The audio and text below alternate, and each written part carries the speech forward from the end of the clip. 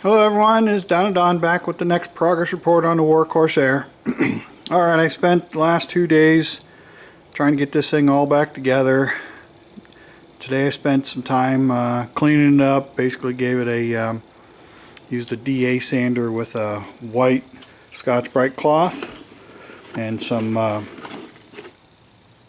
bottle of soap water, sprayed it on there, and this is what it looks like after some rubbing compound turned it all blue. But I used the soap and the Scotch-Brite pad there to basically give it a deep cleanse. You know, it was more of a cleaning than buffing, because this stuff won't polish.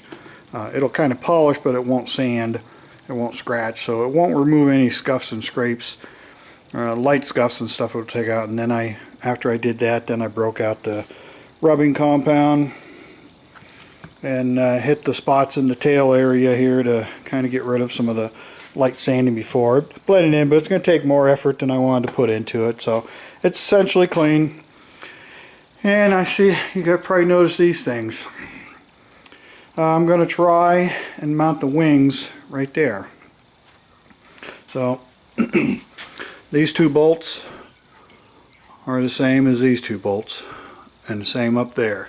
So the wing will attach here and come up at a slight angle inward, and the front bolt's on there.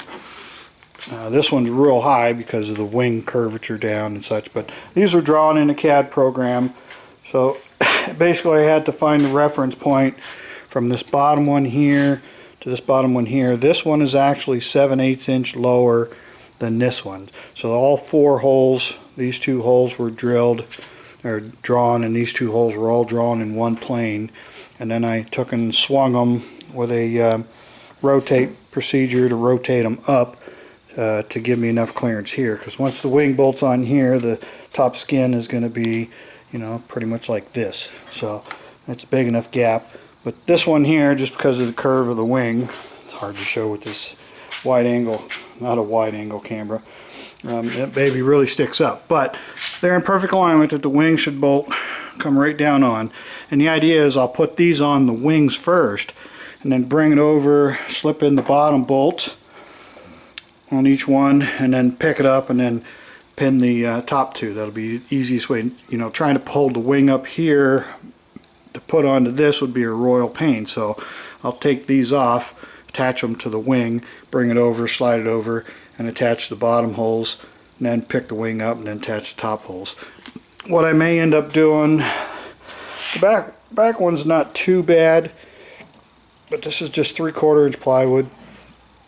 The wings fit in the side, these two.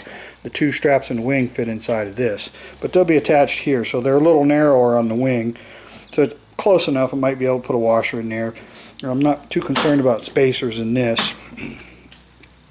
And then on this one here, you've got about 200 thousandths of material, just like this is on the wing, and they again fit inside this.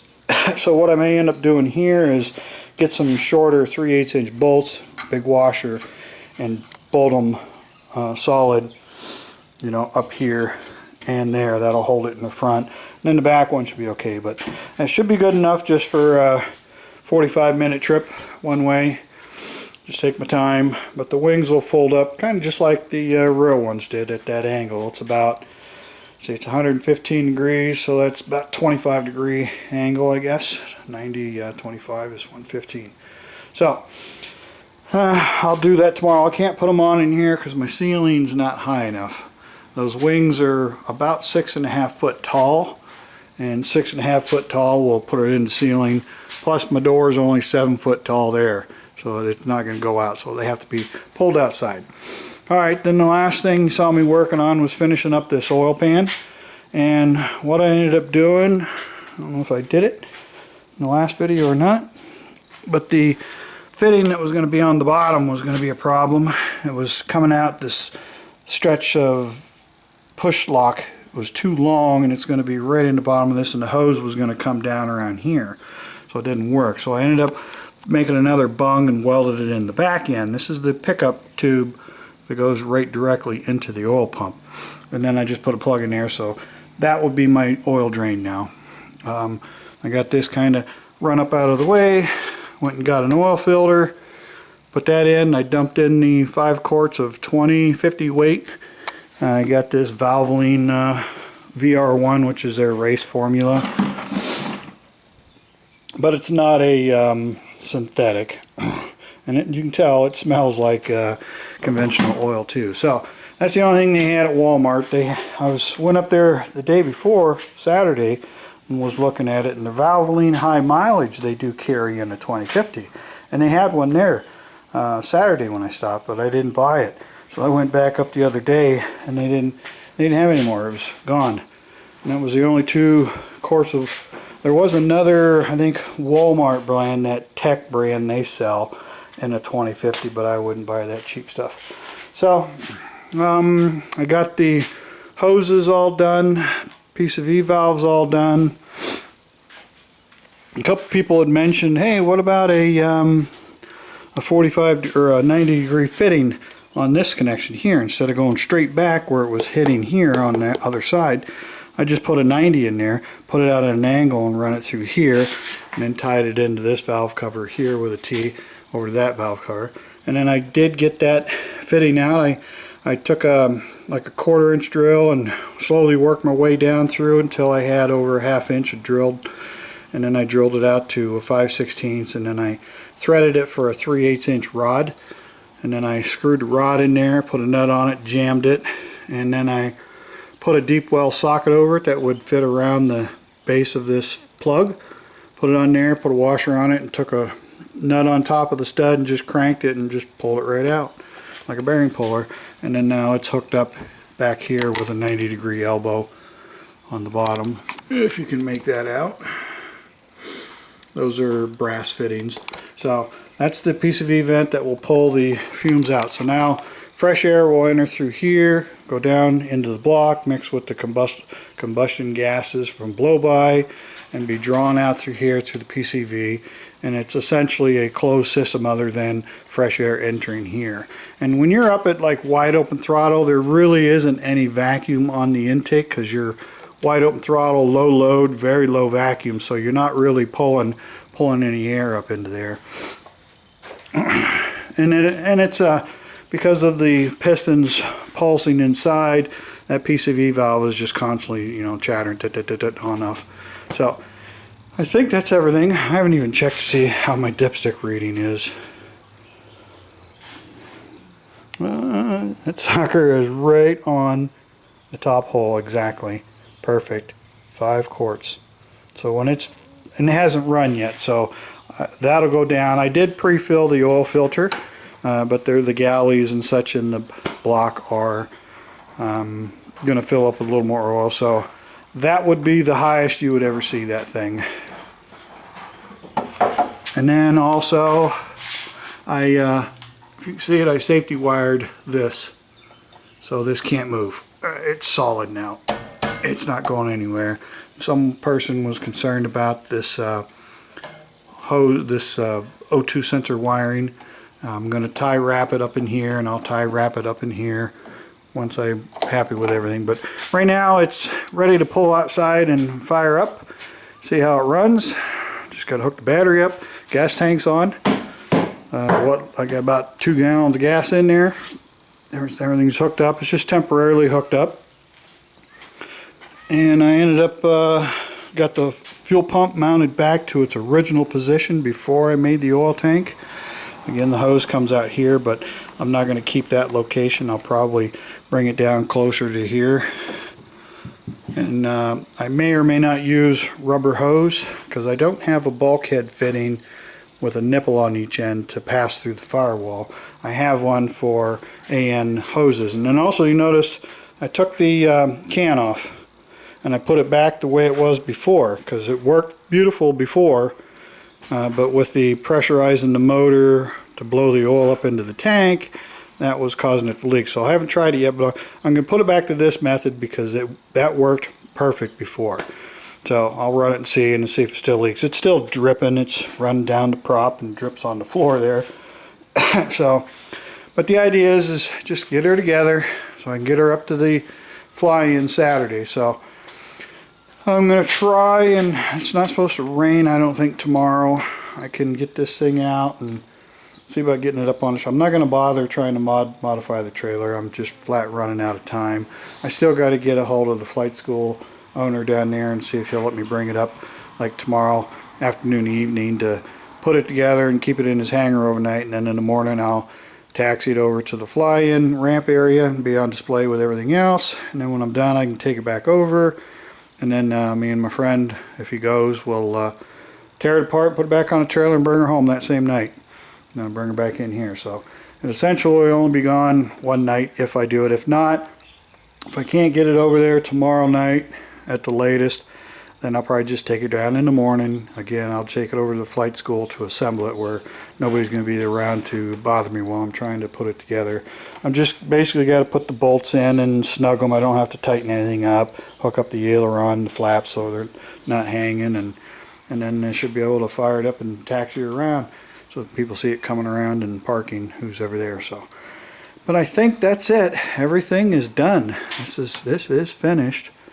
Other than possibly tying some stuff up, get the wire looms, but I still got to come back and get the final touches done. Still got to run it up and see if my jetting is any good yet, or if I'm still shy on the top end. The low and mid range are fine, high ends still lean, but I'm going to try. I'm going to see what it does with this last jet change I haven't run yet. And then if it's still lean, then I'm going to bump up the main jet probably 2 sizes and try again. It'll probably end up making the mid-range a little richer again. And then if it does, that's when I'm going to go in and extend that little brass tube a little farther on the emulsion tube for the main jet, see if I can cause it to lean out some more. Because, I mean, if it gets into the 10s, it's too rich. So, I don't think there's anything else with the motor. It's pretty much done, other than fixing this leak if it still persists on the gearbox, which is, you know, an easy thing to take apart. Well, it's easy to get off. Taking it apart's a whole nother thing. This hub is pressed on. There's a big fat roll pin that goes through there that locks it in, and you got to press that out and then pull this hub off of the shaft.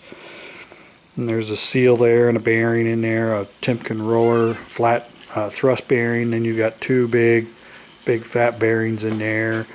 And then there's big bearings here, and then the gears are back here. So, but as far as everything else is gone, I did have a little oil leak this morning coming out of here, and apparently when I put it on, I didn't get all these screws around this corner tight, and there was a slight gap up here. So I had to pull the muffler off today, go in and check, and there's like 4 or 5 screws that weren't completely tight. I put them in with the little impact. I'm always leery of running that thing too hard because it'll strip. Those are only 6mm. They're like 1/4 inch, and you can strip that aluminum out real easy with that little thing. But I never did go back and retorque them. So I just went in and tightened them up, and there was enough RTV on there that it should have acted like a gasket and squeezed it up. So I'll find out when I fire up. I can see there's still some residue there, but the oil was actually leaking around the screw and coming out there, and then it was leaking at the very top up here in one spot. So 2 screws were leaking here in the very front, and that was just from filling it, from pouring the oil in to fill it. Because there's no oil in there. It's all in the tank. It's all in here. Alright, I think I'm just going to keep her short. Again, this will be the last video. I'll try and do a video with the wings on. Maybe I'll take a little short video of the plane on the trailer, and then I'll add it to some video I take down at the fly-in Saturday. And so far the weather's still holding out. They're calling for like 75, 77 degrees, partly cloudy and sunny, no chance of rain. So it should be a really nice day for that, and hopefully this 3/4 inch plywood is going to be strong enough.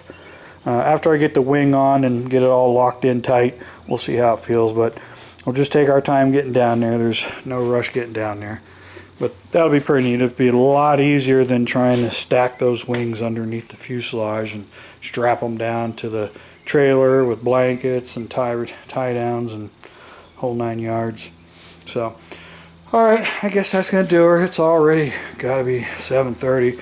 I just finished making these last 2 pieces here for the back. Screwed up the first one. Almost screwed up on the second one. The first one I made, for some reason I got this hole spacing too wide. It's only 3 inches, and I had it like 3.5, 3 3/4, because this hole is 7/8 inch lower than that front hole, that one down there. So they're just, it's a rotated image, so they're exactly perfect, and the wing should just fit right on there, just like these fit on there. So, but again, I'll take them off, physically bolt them to the wings, and then hook in the bottom, fold her up, and I should be able to do that by myself. But I'll give my friend a call and see if he'll come over. I don't know if I need him to come over tomorrow and help me load it, because I'm getting kind of used to doing it by myself. Alright, I think that's going to do her for this update. I don't think there's anything else to worry on. I just kind of wiped the wings down. The tops one was painted and the other one's fine, so I'm not going to worry about it. I'll wipe it down and clean it too. So, and I may take down some, I've got some, I think it's a turtle wax spray. It's a protectant. I used it before. I used to have 2 bottles of it up here. Oh, here it is. That one's almost empty, but I used to have 2 of them. If I don't have it, oh well. Got a nice mess to clean in here. It'd be nice to get the plane out here just so I can clean it. This thing, I air up the tires on it and I can roll it outside as well. And then it needs sprayed, hosed out from all the dust and grime from all this work in here. So, again, hopefully I'll see some of you guys Saturday. And hopefully I'm not there too late. I'll have to kind of get out and early if we have to go down Saturday morning to put this together. But hopefully I can get up to the North Coast Flight School and get it in there tomorrow night at the latest. Okay, everybody, that's going to do it for this update. As always, appreciate everyone taking time to watch my videos. Feel free to leave any comments, questions, concerns. As always, don't be afraid to leave any comments, and appreciate the ones you guys leave now. And as always, don't be afraid to leave comments and questions. So, all right, that's going to do her. I will catch you guys again Saturday night, most likely. All right, so now this is Danadon out.